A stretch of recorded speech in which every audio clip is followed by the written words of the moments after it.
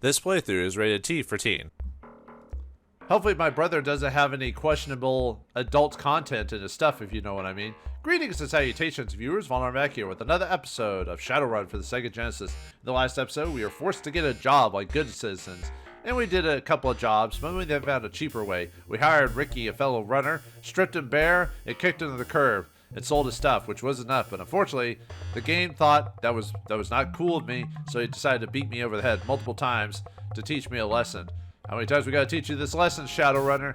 And, well, hopefully I've learned my lesson. Just to tell you, I haven't. But anyway, now we're gonna buy Michael's stuff. But before that, let's look at this disturbance. Okay, yeah, this is just the get in the picture thing. Nothing really comes of that. It's just more tense situation. Yeah, see, last time I think it was like a troll, right? Now it's this random elf here, so. But anyway, let's leave this place, actually. I don't feel like being in this place anymore. Let's get out of here. Let's go, Renraku, just because. Academy appears on the vid screen. Traffic's all gummed up, so I can't get you to the Redmond Barrens. Call later, and I'll catch you any way you can afford. Nuts. Yeah, you actually have to get Michael's stuff before he can leave. So let's go get Michael's stuff. We had the money, so before we get knocked out again. Yeah, you don't want to be on this screen for very long because a random encounter might occur, and the Halloweeners might wreck you. So, all right, let's talk to him. Oops, I didn't mean to leave. I meant to talk to him. All right, let's pick up Michael's stuff. Small change. Slot this cred and I'll be gone. 250 to him. The cred rolls off your stick, and in return, you are handed a crumpled plastic box. I don't know what's inside this. Opening it, you find a scented letter, a cyber deck, a wristband, and 2 holopics. Oh, I thought there was going to be some questionable content in there, and then I would look unfondly at my brother after all these years because of no one. Oh, I mean, yeah, that's just all it is. The letter addressed to Michael reads as follows. M. I don't trust our Johnson, and neither should you. His story just doesn't wash, and you know it. I'm out on this one, and I hope you are too. I'll wait for you at the Thar City End in the Pulliot Barrens, Tabitha Shale. Okay, so we got a name and a location at least. The cyber deck is a small Legion's alpha that hasn't seen much use. These decks are fine to dabble in cyberspace, but lack any real power. We'll have to get something new, and yeah, now if you're a decker, we can now finally deck stuff. But this isn't a very good deck overall, so you'll want to upgrade, at least upgrade it a bit to earn some money, and then get something on your next step. So, the wristband is a dock wagon homie beacon. When its wearer condition becomes critical, a dock wagon trauma team is dispatched to retrieve him. The wearer is then resuscitated and dropped off at the Seattle General Hospital. So basically, dock wagon is basically Shadowrun healthcare, where if you're about to die, they'll send a team to save you, depending on what you're in this game. I guess it's the best you got because you're always saved by these guys when you die, like platinum or something like that. Because I think in the tabletop game, there's different levels of packages you could buy for dock wagon. It could be something as little as a guy in a cabbie with like maybe a gun that works to pick you up, all the way up to like platinum, which is like multiple teams of people with like guns, weapons, grenades and all the works to save you. So they want to save the rich boys. I guess it's kind of like being in America today now that I think about it. You have to pay more to get good health care. Oh, man. Good. Thanks, bro, for giving us this. But yeah, now that if we ever get knocked out now, we won't get resuscitated at the chop shop. We'll go straight to the General Hospital instead in southern downtown Seattle. So hopefully you have money for fare. But there's a Johnson there, so. The fee is around 10% of the wearer's cred stick balance and guaranteed not to exceed 5,000 new yen. You slip it on your wrist and lock the clasp. Let's look at the holopics. Dr. Ivana Havershin, MD, Seattle General Hospital, Havershin Clinic. Well, you could get knocked out and just immediately get transported there. But yeah, it costs 10% of your new yen every time you get knocked out. So hopefully you're not carrying a lot of money around when you get knocked out. We also got Mr. Caleb Brightmore, Esquire. Problem solved. Worries eliminated. He's either a fixer or a Johnson. And finally, you uncover a cred stick hidden under the holopics as a balance of 500 new yen. What? Now we get it? The irony of this discovery wears off after a moment. Thanks, game designers. Yeah, now we get some extra money to spend. So, ooh, nice chunk of change. Let's go spend it really quick before we get attacked again. Ooh. All right, let's go to Aries works here. A large man with an Aries logo on his huge coveralls grins at you over the counter. You'll love this place, sir. Not that wimpy stuff here. No way. You just point out what you want. So this is the Aries Weapon Emporium. This is one of the many places in the game we can buy a weapon. So let's see what we got here. We got a weapon that we have right now, the Model 101T, a slimline personal weapon favored by street thugs, light damage, light power. So, yeah, something you don't want to actively buy. You just want to go to the next step. American L36, which is weaker than our pistol, not by much though. Really more of a less ammo. This light design is popular amongst the stylish, style conscious. Oh yeah, it kind of looks like a old classic gun. But then we got the Predator heavy pistol. This menacing gun is popular among mercenaries. That's true. It's actually probably the best overall overall gun in the game, like for pistol wise, is this thing. We'll probably just use this for the rest of the game, outside of maybe getting other weapons just for fun. But medium damage, high power. Then you could get the Warhawk heavy pistol. This revolver holds less ammo, but more punch, medium damage, and brutal power. I prefer the ammo of the Predator. And then finally, the max power heavy pistol, a sturdy weapon that trades firepower for ammo, medium damage, high power. But yeah, we're gonna go with the Predator. We can also buy a scatter grenade. We've had these before, but this grenade causes physical damage in a large area, high damage, light power. And finally, the concussion grenade. This damage causes stun damage in a large area. Medium damage, brutal power. If you stun someone, it gives you a chance to either run away or get them a couple of times before they get knocked out. Usually they will shown with like stars around them and stuff like that. But anyway, we'll buy the Predator heavy pistol. Alright. And then armor-wise, we don't have it right now, but I eventually want to buy the either vest with plates or the armor jacket. Vest with plates, rigid plates under cloth, fair weapon protection, good gun protection. Or the armor jacket, ribbed, padded, and woven for his pleasure. Fair weapon protection, great gun protection. 1,080 new yen. Yeah, we'll definitely want to buy at least that, if anything. Maybe save my money. I need to save quite a bit of money. I need to save like 600 new yen for that, and then another 600 new yen for some information we need to get later on. So, yeah, you're gonna have to earn your money, folks. We're gonna have to do a lot of jobs. Anyway, we also have accessories. Let's just choose an item. These are the accessories you can buy for our guns. We got the Smart Gun system. Provides a feedback circuit to relay combat information, which increases hit percentages. Unless the user possesses Smart Goggles or Smart Link, this accessory does nothing. So, yeah, that's why we want to buy a Smart Link for our character later on. Or the goggles, they do nothing. The only reason I don't want to buy goggles is because they take up an item slot, and I'd rather it be filled with like a med kit or something like that. And so yeah, at some point, as soon as we get a Smart Link, we'll want to buy one of these for our pistol. We also got a silencer, mutes the sound of gunfire to the level of a finger snap. Using an unsilenced pistol inside a building, it immediately sets off an alert. Real life silencers wouldn't lower it that much though. It does dampen the sound, but it's still pretty loud if you have a silencer. But I guess this is the future, so maybe the silencer is a bit more fancy. But we do want to buy one of those because there's certain jobs that require us to go through buildings with multiple floors, and setting up an alert really makes it annoying. It's hard to go through cyberspace. It's also guys will come after you until you kill all of them, and it's going to be a bit of a hassle. So you definitely want to buy one of these before you take one of those jobs. Sound suppressor mutes the sound of SMG fire to a puff of released gases. Using an unsilenced SMG inside of the building immediately sets off an alert. Yeah, this is for submachine guns, so buy this if you decide to use a SMG. Laser sight increases your chances of hitting a target by painting it with a beam of coherent light. Cannot be used with any kind of Smart Link system. So yeah, if you're going to be if you don't want to put the Smart Link system in your body, then yeah, you'll buy this instead, either as a decker or a mainly as a shaman is really what you want to buy this for, because like I said, you don't want to lower your essence with a Smart Link system. Although you could technically buy smart goggles and use the smart gun system too as a. But you're already losing out on item inventory because as a shaman you already have to use one of your slots for your totem. So, but anyway, we also had the Vent Gas 2 item. This is a recoil compensation system to keep an SMG in line with its target by venting explosive gases to counter the climb of the barrel. It's supposed to improve your accuracy because SMGs are notoriously poorly accurate in this game, just by themselves. Even with high points, you can still miss quite a few times. This is a recoil compensation system, number 3, so it's basically just the third better of that one. We can also sell our items as well, so let's go ahead and sell our old Model 101T. So now we just need to earn 900, or sorry, not 900, we need to earn, well, 1,000 more credits, really. So, yeah. Yeah, we're going to be doing that quite often, but we won't do that today. I'll do that off screen, so. Alright, let's equip our new gun. Whoops. I'm going to set myself to neutral. Sometimes, yeah, I'll accidentally. Oh, yeah, I want to sell my grenades, too. Because I'm not going to use those. I was able to use them better in the SNES game, but not by much. Alright, let's sell the grenades. Alright. Okay, let's get out of here. So let's go find, let's go to the Pulliat Barrens and find this, Yeah,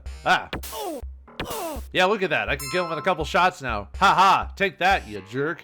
Well, actually, there'll be stronger guys later on, but yeah, this pistol's awesome. We'll still have to upgrade our firearm stat, though, so... Alright, let's leave. Alright, we want to head towards the Pulliat Barrens over here. You need a raw jump? Yes. You say you want to get to the Pulliat Barrens. That's a little out of my way, chumma. It'll cost you 40 New Year to get there. How about it? Sure thing, cabby. Hop in, chum. Alright, these are the Pulliat Barrens. Okay, let's take a look at this place. So I think we were popped off near the bottom. Yeah. So this is an abandoned building here. This is where you can fight ghouls and stuff like that. So we don't want to go in there. Over here is the orcs. This is the Orc Gang. So this is who we'll fight in this area. So any random encounters is going to be against the orcs. Entering a deserted store, you see an Orc Gang member playing with a switchblade. Too bad I can't do a Bostonian accent. You're on dangerous ground, chumma. This is the Orcs' home turf. I'm looking for some information. What do you want to know? Tell me about the Halloweeners. The Wieners own the Redmond Barons. They're errand boys for the Yakuza. When they come over here, we like to give them a nice welcome.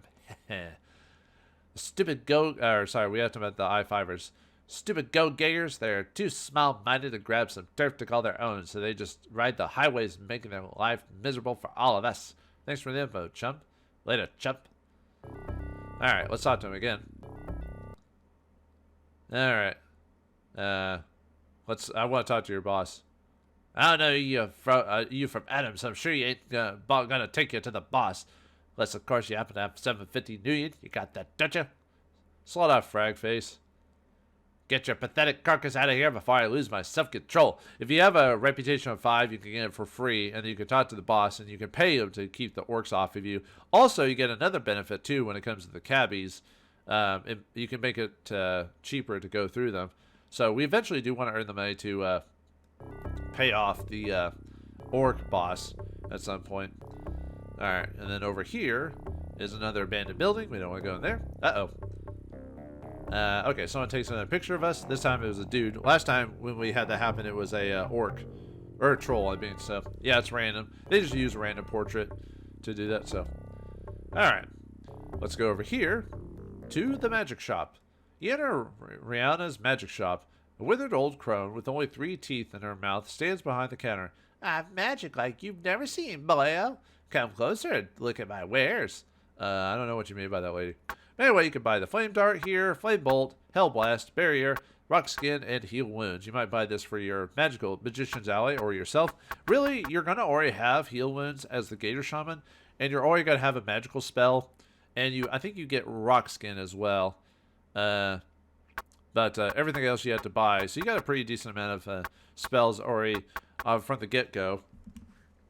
But yeah, Flame Dart is basically just a fire spell. Flame Bolt is a more powerful version of the Flame Dart. Hell Blast is an even more powerful version of that. Barrier is another protection spell similar to Rock Skin. And then Heal Wounds is obvious. It heals you. Let's look at the items. These are the fetishes. What these do is they absorb drain when casting spells. So if you have like a really powerful spell and you need to use it and it says you have drain, well, this thing will take the drain off of you instead, and then as soon as it runs out, it gets destroyed automatically. So if you like casting spells with drain, you'll have to buy quite a few of these, and that can add up. That's why I try to cast spells with no drain for a long time, just to save me some money. But yeah, you'll have to buy these probably if you use magic quite often. But anyway, these are also your upgrade items here. A magical device that reduces all types of damage directed at the user. So since magic users don't use the cybernetic system, protection talismans are going to be your next best thing to save you from damage, outside of armor, of course. And then we've also got Combat Sense Spell Lock, which enhances your combat ability. Same thing, we're going to want to buy one of these if you're a magic user. Alright, and Foci, what they do is these increase the potency of certain spells. So Hell Blast, version 1, 2, and 3, and then we've got Heal Wounds, version 2 and 3. I usually like to save my money for the higher version in most cases, instead of buying one level and then the next level and stuff like that. But anyway. So yeah, this is the magic shop. So, and the prices will vary depending on your negotiation. Negotiations really only start taking into effect as soon as you hit level 3. Alright, let's go in here. This is the Wanderer, a fairly quiet bar. Averages about 1 fight every 3 hours. There's a random encounter in here where you'll get attacked by the bartenders, or not bartenders, by the locals. So, anyway, over here we have another runner. A tired dwarf with a data jacket's head looks your way. What do you want? Looking for some info. I've been around, seen many things. What's your story, chummer? I came here to drown my sorrows, but I guess you want to talk. I'm called Peter. I worked in the tech division of the Stuffer Shack where I learned my way around the cyberdeck. I was jealous of those cyber cowboys with their guns and chrome. The makeshift got them all they wanted, so I stole me a deck and planted, and I've never looked back. So yeah, this guy's one of the weaker deckers in the game. So like I said before, there's 3 versions of every character. There's a weak version, or a low version, a medium version, a high version. He's a low version of the decker. I wouldn't hire him because he's got a 2 in computers. Like, seriously? I'd rather pay a little bit more money and get a guy that has 5 in computers instead. But if you want to, you can. You can build him up. If you want to build up a low character, keep him around forever and spend a lot of your the karma that you earned from this on him. I mean, he gets his own karma, but you still have to spend it to build him up too. Any character can be built up to be awesome, but it depends how much time you want to spend back on him. That's all. I've got some questions that need to be answered. Like what? Tell me about the Matrix. The Matrix is an area in cyberspace that basically connects all computer systems together. Any system that is hooked into the Matrix can be accessed. Once inside a system, we can take data files and sell them to people called fixers. Yeah, there's a fixer actually in the Redmond Barrens we can go to if we ever grab some data in the cyberspace. That's the fastest way in this game, outside of during certain missions, to earn money. It's just stealing data all the time and selling it to fixers. Deckers like me would rather be in cyberspace than this dreary world any day.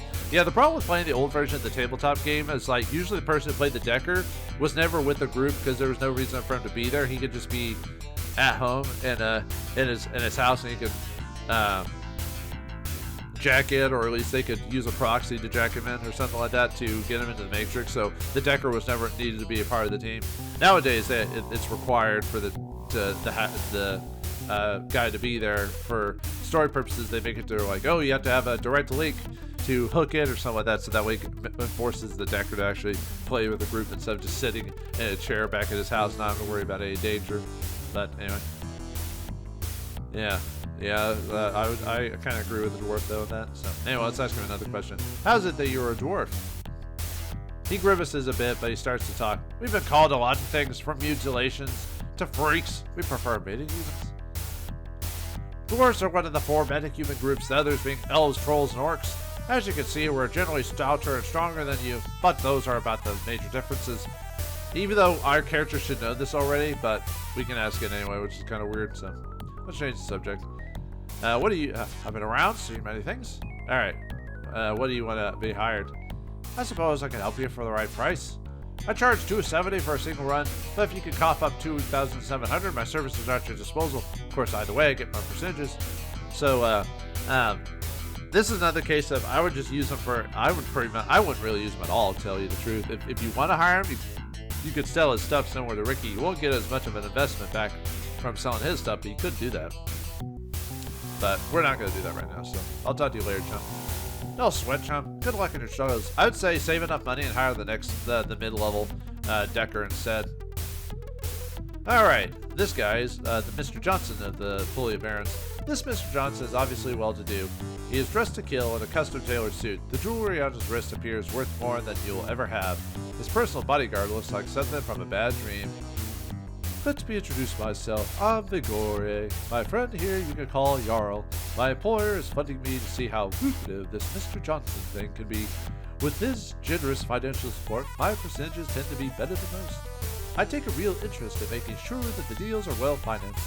It's better for business in the long run. So, are you interested in a little action? Not quite now. He is considered one of the high-end Johnsons. He gives more money than any of the Johnsons in the game, but you don't get as much karma from him as well. There's a guy you could probably do, it'd be better to go through instead of these guys, but they have a various amount. But unfortunately, a lot of their missions are going to be kind of high scale for us right now, so we can't really work for them until we get better armor and bump up our skills a little bit. So I'm looking for some information. He smiles. Sure, anything to help a pal. We are pals, are we not? If you want me to hook you up with some of my other pals, it'll cost you $7.50. A special rate for you. Need some questions answered. Sorry, I don't know anything that would help you right now. Hey, you're the customer, and I'm the wheelman. Lay it on me, chum. What's the information? Let's see about the context. I have a fixer I use when I need to do serious, something nefarious. He gets you the items you need, no question asked. Would you like his name? I don't have the money right now, so we'll talk later. Alright, I'll talk to you later, Mr. Jarl. How about you again when you have services? So, I may or may not, well, I want to at least use them once in the game just to show off what missions they go on, but really all the difference is like how difficult the missions are and everything like that. So, anyway, let's head over here to the Quick Stitch Clinic. This is one of those Dr. Bob's Quick Stitch Clinics, also known as river clinics. These places are good for quick patch-ups. You walk up to the attending nurse. That's the nurse. Any of your services? Please step this way. But yeah, you can buy cyberware here. It's the same cyberware no matter where you go. So as you can see here, however, the prices are slightly different here. So yeah, by a little bit. So yeah, it depends on the place. Some places will have better deals than others, so you have to be kind of aware of where you're going. Okay, so anyway, let's... Oh, another disturbance. Another picture? Ah, that looks creepy. Right, anyway, let's go up here. This is Aries Macrotechnology. Aries Macrotechnology is a megacorp that specializes in both military and consumer weaponry. We went to one of the shops before. The receptionist tells you to visit their store, the Redmond Barrens. It goes back to her work. Okay. There is you can go here later for a mission, but for now we can avoid that. And here, this is the Underground 93. Underground 93 is known as the wildest bar of the sprawl. A troll bouncer screens the clientele and tosses anyone who gives them lip. I'd like to go in. You want in? Don't know you. Give you 100 creds and then you get in. You gonna pay? We need higher reputation to go in with that. With either cheap to no cost. No. Leave now before you get rough. Before it gets rough for you. Come back when you have good rep. Yeah, so we need to raise our rep before we can go in here. All right, let's go over here to a shop. The Crime Mall. This abandoned mall was looted into desolation long ago. Now criminals have set up shop in the vacant storefronts to fence their wares. Lone Star regularly raids the place, but it usually only the customers who get nabbed. Let's see, weapon equipment. He head towards the weapon stalls. The proprietor's lumpy overcoat seems to be concealing more arms than displayed. Yeah, we can buy machine guns here. We can buy HK-227Ss. This SMG is mostly favored with core security, and it is legal. So if you get caught with it by Lone Star, you'll be in trouble. Medium damage, medium power. We got the AK-97. A common Soviet SMG carbine is illegal. Medium damage and light power. We got the Mach-22. A common SMG for street gangs is illegal. Medium damage, light power. We got the Room Sweeper shotgun. This pistol-like shotgun is illegal. High damage, high power. The shotguns do a lot of damage, but they only have so much ammo, so it's a toss-up between a gun that can do a lot of damage with very little ammo, or something that can do not as much damage, but has almost double the ammo. So, and then finally, the auto-loading shotgun. This auto-loading shotgun is illegal. High damage, brutal power. The Allegiance shotgun. These are the two strongest weapons in the game. Well, it's some people prefer the Allegiance shotgun. I almost prefer the Room Sweeper just because it's got a little bit more ammo. But yeah, these are the most powerful weapons in the game right here. And then we can buy a frag grenade here. This illegal grenade causes a physical damage in a large area. High damage, hot, and medium power. So, but yeah, having these are illegal, so you have to be careful if you ever run into law enforcement like Lone Star and stuff like that. So, or the Renraku. Although Lone Star is more known as the they're basically pay to cops. Anyway, let's look at the armor here. Armor jacket, ribbed and padded and woven. Yep, we fair weapon protection, great gun protection. So, and then we've got the Lion Duster, conceals illegal weaponry. That is a lie. It does not do that. It should, but it doesn't. It might be a bug. I don't know. Low weapon protection, good gun protection. And finally, light combat armor. Illegal military bodysuit. Great weapon protection, excellent gun protection. This is what you're working towards, but yeah, a little pricey, But anyway. All right. And then, let's see. Yeah, we don't have any accessories here or whatever, so we can leave. Yeah, we'll be back later for that suit, though, so... Alright, and then the building over here is also abandoned, so don't go in there. And then we've got the Taraslar Apartments. You enter the Taraslar Garden Apartments. You are greeted by elves carrying submachine guns. One of the elves points the weapon at your face. I don't think you have any business here, do you, Chummer? No. Thinking over how quickly they could cut you to ribbons, you agree you don't have any reason to be here and quickly leave. Alright, and finally, let's go to our objective. What the? Where are you? Uh-oh. Uh-oh. Ah, this ain't good. We got ourselves a Lone Star and a Wizard. Ow. Okay, I think we've... Okay, we took care of the Lone Star guy. Yeah, he's a wizard. He's trying to hit me with sun damage. Whew. Alright. What did they drop? Clips? I think they dropped clips. Anyway. Ugh. I'll have to heal here pretty soon. Alright. Let's go to our objective here. The Thar City End. The Thar City End caters mostly to elves, as the word Thar is elvish for remembrance. But didn't elves not come into existence not too long ago? Okay, whatever. Despite its rundown appearance, this apartment has great rep for being the safest place to stay in the Barrens. Need a place to stay? Well, you come to the right place. This is the safest hotel in the city for the price. Of course, payment is required in advance. Alright. Actually, have you seen a tenant named Tabitha Shale? Tabitha Shale? Yeah, she's here. She's been locked in a room for days and won't let anybody in, even to clean up. If you think you could talk some sense into her, be my guest. The manager connects you to her room via the vidphone. The screen remains blank, but the woman's wary voice identifies itself as Tabitha. Words tumble from your mouth in a desperate rush to convince Tabitha of your sincerity. After some deliberation, she concedes that you are Michael's brother and agrees to let you enter her apartment. Tabitha Shale opens the door as you arrive. She looks as if she hasn't slept in a week. She invites you in, but her eyes nervously dart around the room. Tell me about Michael's last Shadowrun. I don't know that much about it. We were hired by an unknown Mr. Johnson through Caleb to track down a location as Salashid. I backed out when he made the offer, so I wasn't included in the deal. Michael said one stop at Aries and he'd be set. You know, Caleb's not our normal Johnson. We usually use our Johnson named Mortimer Reed. He sets up in the Penumbra district in a restaurant called the Big Rhino. What can you tell me more about this Caleb Brightmore? He's a Johnson Michael and I used a couple of times. We saw his picture of Michael's stuff. I don't trust him, though. Who knows what those elves are up to anyway? Ooh, did you say those elves? No. You might find him at Icarus's Descending. That's where we always meet him. Huh, or met him. So, okay. Who's this guy, Erisco? Boris Erisco is a small-time fixer who works out of an abandoned greenhouse in Redmond. Anything for a buck, that's Boris. He was probably the last person in the sprawl to see Michael alive.